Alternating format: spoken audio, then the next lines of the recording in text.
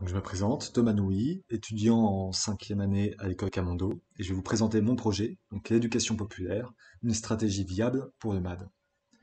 Donc, il s'agit tout d'abord de définir ce qu'est l'éducation populaire. Et l'éducation populaire, c'est une stratégie politique qui vise à horizontaliser l'accès à la culture. Donc, au cours de la gestation de ce projet, je me suis répété un peu comme un mantra cette idée que si le public ne va pas au musée, c'est au musée d'aller au public. Et de ce concept, qu'est l'éducation populaire, et de ce sujet, qu'est le MAD, est née une phase d'analyse, et ces analyses ont abouti à l'élaboration de 3 dispositifs radicaux, à 3 échelles différentes, qui apportent un questionnement global sur le rôle des musées aujourd'hui. Donc cette phase d'analyse a mis en lumière 4 principales problématiques. La première, c'est la difficulté du MAD de s'extraire de son contexte urbain. Et son contexte n'est pas n'importe lequel, c'est le fait que le musée des arts décoratifs est niché dans une des ailes du Louvre et donc a du mal à se dégager visuellement de ce prestigieux hôte. On peut noter également que seulement 20% des collections sont présentées, ce qui laisse les 80% restants en dormance dans des réserves. Donc c'est pas du tout un cas qui est unique au MAD. Cependant, ce chiffre reste difficile à accepter quand on pense au rôle d'intérêt général qu'est la transmission d'un patrimoine culturel par un musée, et notamment ses collections. Donc le musée est situé au cœur de Paris, ce qui en fait un véritable atout pour tous les Parisiens intramuros. Cependant, il reste ancré dans un territoire donné, et cette nature fixe va le rendre difficilement accessible pour des publics issus de territoires plus éloignés. Intuitivement, je voulais segmenter ce projet en 3 parties, une partie exposition permanente, une partie exposition temporaire, et ce que j'ai qualifié d'espace de démocratisation. Cependant, je me suis heurté dans la mise en œuvre de ce programme à une autre problématique, les circulations, et en particulier les circulations verticales. Ces problématiques m'ont amené à mon premier dispositif, donc mon dispositif à échelle architecturale, qui est une extension. Cette extension, elle va permettre de rationaliser les circulations en permettant, à partir d'un point unique, de desservir l'ensemble du musée. Elle permet également de détacher visuellement le volume occupé par le MAD du reste du Louvre, en confrontant une architecture patrimoniale, qui est celle du Louvre, à des volumes contemporains, qui est celle proposée par cette extension. Pour concevoir cette extension, j'avais besoin de 3 circulations verticales connectées par une circulation horizontale. On voit ici cet élément architectural mis dans son contexte. Donc il est pensé pour être réversible, et cette extension vient s'appliquer contre la façade du musée, côté Tuileries. De plus près, on distingue ces 3 volumes monolithiques, revêtus d'une maille métallique, traversée par une passerelle en acier corten, afin de visuellement différencier les blocs de circulation verticale de la circulation horizontale. Donc l'idée, c'était vraiment que cette architecture intègre déjà par son aspect une dimension didactique, qui est, elle, propre à la fonction muséale. Si cette extension peut paraître de jour assez hermétique, voire austère, c'est une vision totalement différente qu'elle va offrir de nuit, car en effet, les 3 éléments verticaux sont recouverts d'une maille métallique, et ils vont donc réfléchir à la lumière du jour, donnant un aspect monolithique à chacun de ces blocs pendant la journée. Mais lorsque la lumière du jour va décliner et que l'éclairage intérieur va devenir plus important que la luminosité extérieure, ces volumes deviennent translucides, donnant une impression de légèreté à l'ensemble.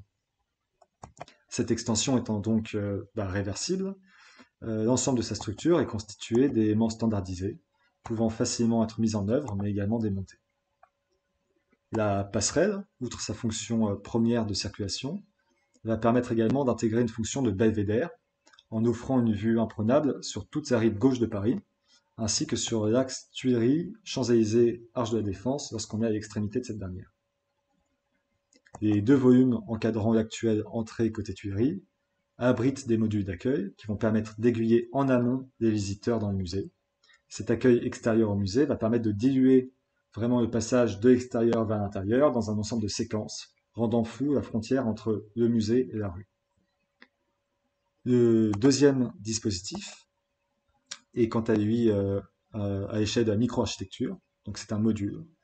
Comme énoncé précédemment, seulement 20% des collections sont présentées, ce qui signifie que 80% ne sont pas à la vue du public, et sont donc conservées dans des réserves.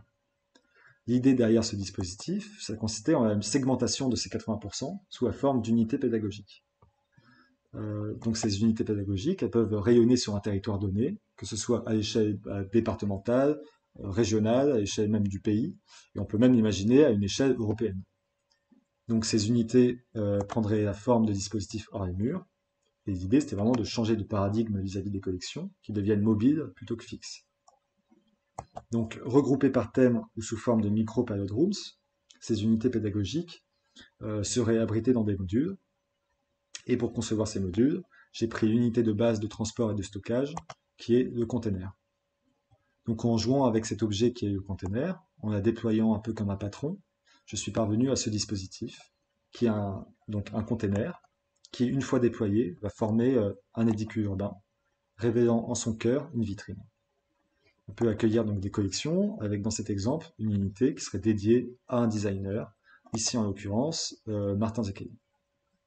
Donc les pales peuvent être détachées afin de conserver uniquement la partie vitrine et donc lui permettre d'être présentées dans des espaces intérieurs qui désireraient accueillir ce module.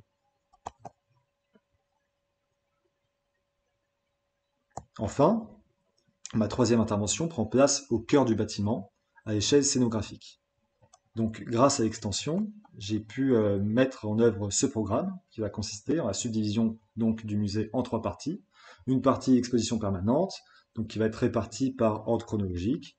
Une autre partie qui va être la partie d'exposition temporaire, constituée de deux doubles plateaux.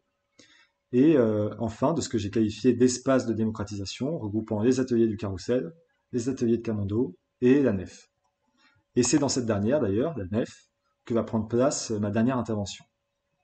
Donc, elle va être accessible par des visiteurs non munis de tickets. Elle sert d'espace de démocratisation au design et au métier d'art, en accueillant notamment des événements culturels, des cycles de conférences ou autres. Mais elle permet également de plonger les visiteurs au milieu de la fabrique du design. Donc, de part et d'autre de cette dernière se retrouvent les différents ateliers, et le but du dispositif qui viendra s'y insérer sera de connecter donc les amateurs, qui vont être plutôt ceux qui vont pratiquer leur art dans les ateliers du carrousel, et les futurs professionnels qui vont donc être dans les ateliers de Camondo, ainsi que les visiteurs qui vont circuler entre ces différents ateliers. Actuellement, pour fixer des publics dans un espace, malheureusement la voie la plus souvent empruntée, c'est la voie mercantile, c'est-à-dire d'intégrer des fonctions commerciales via une boutique ou un espace de restauration. Cependant, un dispositif spatial et scénique suffisamment fort peut parfaitement fixer des publics sans pour autant emprunter cette solution de facilité. Donc dans la nature, par exemple, on peut régulièrement être confronté à ce type de dispositif spatial, où on va naturellement avoir tendance à s'arrêter pour profiter d'un contexte environnant. C'est ce qui est qualifié généralement de genus occhi. Donc j'ai donc réinterprété des typologies présentes dans la nature pour concevoir ce dispositif scénographique, avec ici ce que j'ai qualifié de tunnels, qui vont venir connecter la nef et les ateliers qui la juxtaposent. Toujours dans une logique de mise en œuvre légère, ce dispositif est juste rapporté dans la nef et autoportant. Les tunnels sont constitués de tuyaux, de boyaux, pouvant être déplacés ou retirés au gré de la programmation de cet espace. Donc ces tunnels sont coiffés d'une dalle praticable, dont une extrémité va former un gradin. Ces tunnels vont former un dédale dans lequel on peut s'amuser à se perdre au cœur de la fabrique du design de demain. Tandis que la partie supérieure, elle, va être constituée de dalles lumineuses qui, une fois éclairées, vont permettre de créer une véritable atmosphère scénographique.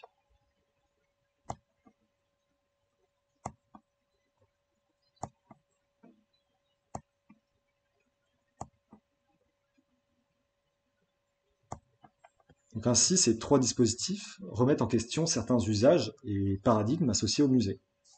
Donc que ce soit à travers l'épineuse question de l'architecture du patrimoine et de la construction de grande échelle, qui est ici par exemple parfaitement assumée et pourtant réversible, ou encore de la gestion des réserves traditionnellement fixes et regroupées, qui devient ici un formidable outil de propagation de la culture, ou enfin de l'élaboration d'un type de dispositif scénographique qui va servir de pont entre des collections figées et une fabrique du design qui est vivante, à travers une expérience sensorielle qui peut être l'icône des usages du musée de demain.